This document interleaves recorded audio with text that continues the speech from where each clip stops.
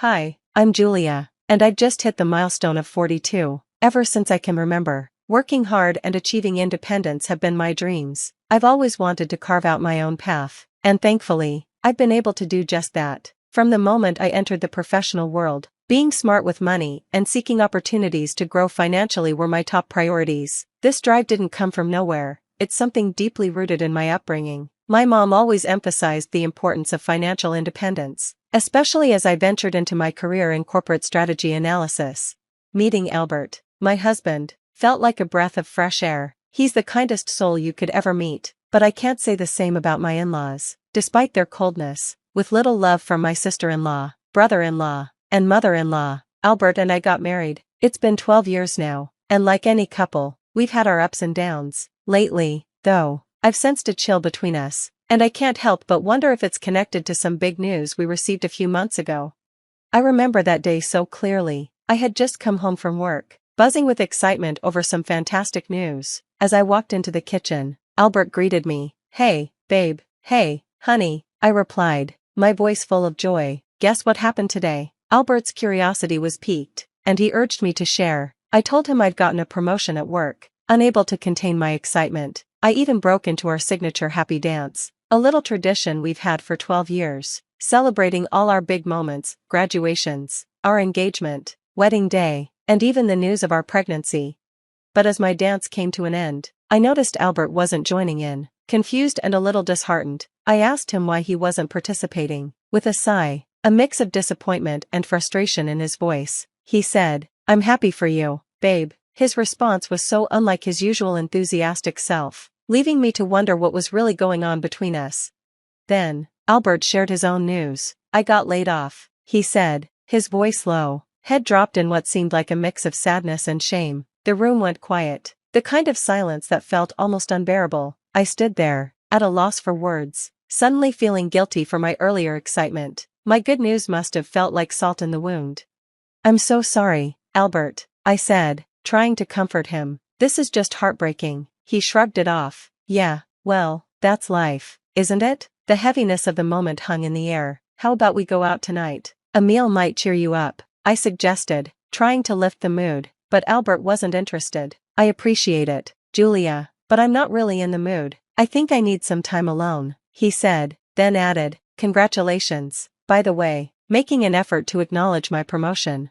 The following days were less tense, but a sense of discomfort lingered. It was clear resentment was growing between us. Given the situation, I understood why Albert might feel envious. He had always leaned toward traditional roles, wanting to be the sole breadwinner while expecting a spouse who focused on home care. But that kind of lifestyle hadn't been feasible for us. We prioritized our children's private education, and I've always believed in earning my keep and achieving financial independence, values my mother instilled in me from a young age. With my recent promotion, I was getting closer to securing a comfortable future for us. Meanwhile, Albert's job loss remained a sensitive issue. He spent his days in a slump, neglecting house chores and diving into documentaries and video games. I chose to be patient instead of confrontational. A month passed, but his demeanor didn't change. Even the visits from my in-laws, whom I've never gotten along with, were more tolerated than anything. I pushed aside my discomfort to support Albert and care for his needs.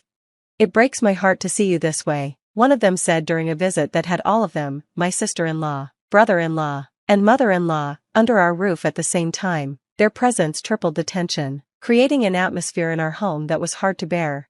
I braced myself for the critical and judgmental comments, hoping that, despite everything, my in-laws' visit might provide Albert with some comfort during this tough time. But nothing could have prepared me for Roy's shocking remark. "I'm honestly surprised it was you who got laid off," he said, his tone dripping with condescension. "I would have thought Julia would be the one in that position first, considering the way things usually go. You know, women are the ones who stay home with the kids more often." His outdated views left me speechless. Before I could respond, my mother-in-law barged into the room, her arms loaded with food and drinks for Albert, as if he were seriously ill rather than simply unemployed. "Oh, my poor baby," she exclaimed, her voice on the brink of tears. "This is just devastating." Albert tried to lighten the mood. "It's tough, but I'm not at death's door. Julia's been a huge support," he said, offering a weak smile, but his words did little to break the thick tension in the room. Someone, likely echoing Albert's traditional views, scoffed. A wife supporting her husband? What has the world come to? As if the situation weren't challenging enough, my sister-in-law suggested, maybe it's time to get dinner ready, we'll be here a while. Exhausted from my long workday, I felt my frustration building. After my promotion, I'd been pushing myself harder than ever, determined not to let up and show any weakness. The last thing I needed was more family drama, especially with Albert's job loss. I was already juggling the responsibilities of work and home life, and after a grueling day, I hoped for a bit of relief.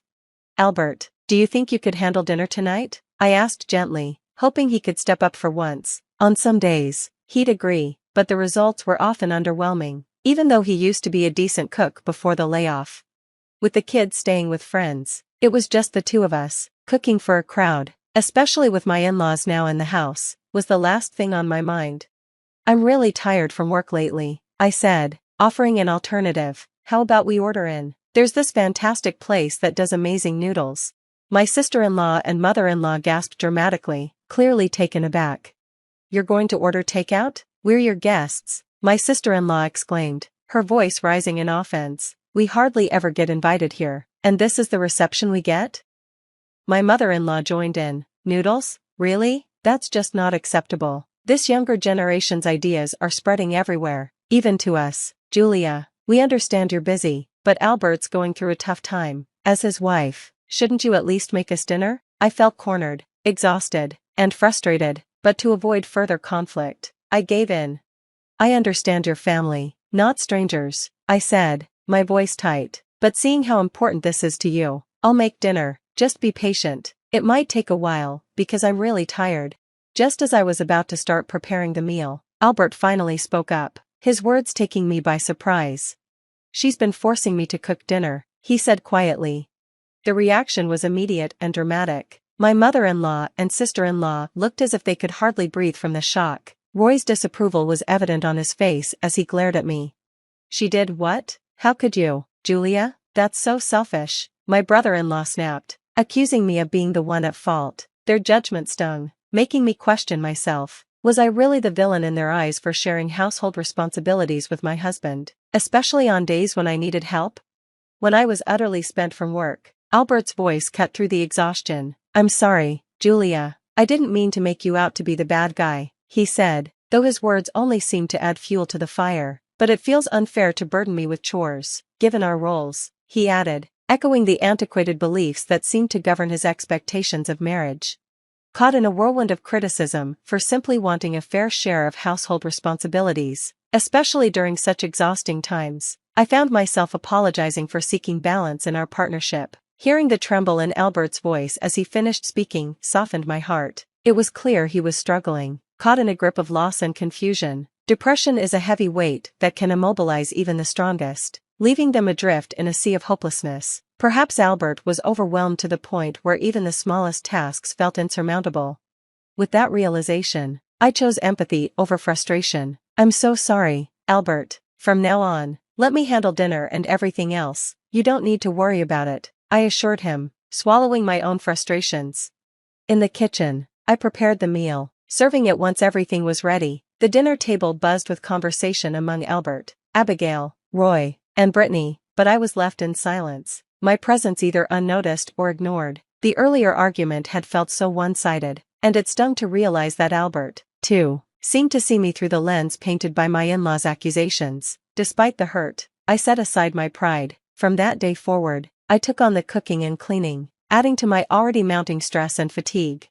As weeks turned into months, I continued to shoulder the burden of being the sole breadwinner. Thankfully, the recent promotion had provided a financial boost, but the reality was that our lifestyle, particularly our daughter's private schooling, couldn't be sustained on a single income. Albert's attitude towards me grew increasingly sour, his interactions brief, dismissive, like a child upset over a toy he could no longer have. It was time for a difficult conversation. Albert, we need to talk about our financial situation. It's unsustainable to keep going like this on my salary alone. We have to think about the girls and their schooling, I ventured, my voice steady despite the weight on my shoulders. He shot back defensively, but you have a job now, you got that promotion, remember? You're making more money now. Yes, Albert, I'm aware, but we need to face reality. Our daughter's education is costly, and we can't ignore that, I replied, trying to keep the frustration from seeping into my tone. His defensive stance softened as he saw the tears welling in my eyes, the strain of everything we were juggling finally breaking through. I know, he said quietly. I'm sorry, Julia, it's just that this situation has me stressed. His tone finally acknowledged the weight of our predicament. For the first time in a while, the walls between us seemed to lower. We both understood that we had to navigate this together. The journey ahead would require both of us to face our struggles, emotionally and practically, for the sake of our family. Albert finally acknowledged the need for action. You're right. I'll start looking for work tomorrow, he said, his voice filled with newfound resolve. But I had a different solution in mind, one that wouldn't require him to search far and wide for employment. Thanks to my consistent networking and positive rapport with my new boss, I was in a position to offer him an opportunity that might just solve our financial woes without him needing to take on the weight of another job search. I found myself in a unique position to help Albert, despite our mutual preference for working at separate companies to maintain our individuality and keep our professional lives distinct from our personal relationship. However, desperate times called for unconventional measures. Actually, you might not need to look elsewhere, I proposed cautiously. I think I can secure a job for you at my workplace. Yes, I had taken the initiative to leverage my connections and goodwill to arrange a job opportunity for Albert at my company. Our decision to work together wasn't made lightly, considering how much we valued our independence, but, given our circumstances, it seemed like the most practical solution. Little did we know, this decision would set off a chain of events that would lead us into uncharted territory. Months into Albert's new role, he was thriving, showing remarkable progress at the company. Then, one evening, he came home with news that left me stunned. I've invited my mom, Abigail, and Roy over for dinner. I have some important news, he said, visibly excited. Following his request, I prepared dinner and welcomed our guests, eagerly anticipating the big reveal. During the meal, Albert announced his promotion, which was met with cheers and excitement from everyone. Despite my initial surprise at how quickly he had advanced, I couldn't help but feel joy for him and relief that he was emerging from his earlier despondency. But then, the celebration took an unexpected turn. Albert handed me a hotel key card, thinking it was a thoughtful gesture for a celebratory night away. I expressed my gratitude, imagining how much I needed a break. But then Albert's next words hit me like a slap. No, it's not a hotel room for us, it's a hotel room for you. I was left reeling. The situation was as bewildering as it was shocking, a twist I had never anticipated. It became clear that the dynamics of our relationship and professional lives were about to change in ways I hadn't expected. My confusion grew as I noticed that my in-laws seemed oddly satisfied with the situation, almost as if they had been plotting this moment. What's happening here? I managed to whisper, my voice barely audible. Abigail took the lead, explaining that Albert had confided in them about his new job and how well he was doing. We suggested to him, she said, that considering his recent success and bonuses, it might be time for him to reevaluate his life and choices, especially after our last visit. We didn't appreciate your attitude then. I was stunned. They were not just proposing, but insisting that Albert and I take a break from each other because they believed I was mistreating him. Now that he was financially independent, they thought it was time for him to make a fresh start, without me. The idea that my husband, my partner of 12 years, could entertain such a notion due to his family's malicious influence was nothing short of heart-wrenching. Looking directly at Albert, my gaze filled with a mixture of anger and betrayal. I watched as he quickly turned his eyes away, unable to meet mine. His family, on the other hand, seemed to relish the turmoil they had stirred up, suggesting it was for the best now that Albert was the primary earner. So you're essentially kicking me out of our home? I asked, incredulous. The response was cold and unyielding, steeped in the outdated belief that the man, as the head of the household, had the final say, regardless of our joint contributions. The injustice of it all ignited a fury within me I hadn't known I possessed. Without another word, I stood up, unable to contain the storm brewing inside me. I stormed off, packing only what I could carry, overwhelmed by a mix of sadness, anger, and disbelief. Seeking refuge at my best friend's house, I spent the night in tears, trying to make sense of how everything had spiraled so far down. But as the shock began to subside, a shift occurred within me. What had once been despair transformed into a fiery resolve. If they thought they could discard me so easily, they were mistaken. Determined to uncover the truth behind Albert's sudden financial success and the bonuses that had caught me off guard, I focused my energy on seeking justice, not out of vengeance, but to expose the lies and deceit that had been thrust upon me. The following morning, I called in sick, knowing that Albert would be at work. I used the time to return to our home and begin my search. It didn't take long to find evidence of his betrayal. In his office, I uncovered files and emails detailing Albert's embezzlement of company funds, a scheme involving our new boss. The evidence was damning. I saved everything to a USB drive, understanding the magnitude of what I had just discovered. Heart heavy, I packed more of my belongings, realizing that returning home was no longer an option. At my friend's house, I pieced together a detailed presentation of the evidence, preparing to expose the truth. The next day, I contacted HR and the company's higher-ups, requesting an urgent meeting, keeping the details vague. I also informed Albert, under the guise of a fiscal planning emergency. When the meeting was set, I dressed carefully, knowing the weight of what was about to unfold. As I entered the conference room, I felt a mix of exhilaration and nerves. Albert and our boss arrived last, their faces betraying panic at the sight of the leadership team gathered. I took control, presenting the evidence of their embezzlement. The room shifted from curiosity to shock, then to outrage. Albert and the boss were visibly rattled. As the truth became undeniable, one executive even suggested jail time for their crimes. Throughout it all, Albert's glares burned with anger and betrayal. Despite his attempts to undermine me, I stood firm, driven by the need to expose the truth. This wasn't just about revenge, it was about justice. Albert, desperate and furious, shouted that I was lying and threatened to destroy me, even vowing divorce. His explosive reaction only further revealed the man he had become, driven by greed and desperation. As he attempted to storm out, security guards, whom I had stationed outside, blocked his path. The evidence was overwhelming, and the outcome was clear. Both Albert and our boss were dismissed and faced legal charges. Their departure was met with a media frenzy that I had orchestrated by tipping off journalists. The image of Albert, captured as he struggled to post bail, was a fitting testament to his actions and their consequences. In the days that followed, the investigation revealed that the scheme ran deeper, implicating my brother-in-law Roy. My in-laws, who had been so eager to remove me from our home, were not just acting out of disdain, they were removing an obstacle to their criminal enterprise. The revelation that my mother-in-law and sister-in-law might also be involved added another layer of betrayal to the situation. With Roy likely facing similar consequences, the full extent of their family's conspiracy came to light. Their collective downfall was harsh, but it was the necessary consequence of their actions. Meanwhile, I couldn't help but feel the panic that must be coursing through my mother-in-law and sister-in-law. They knew it was only a matter of time before their involvement was uncovered.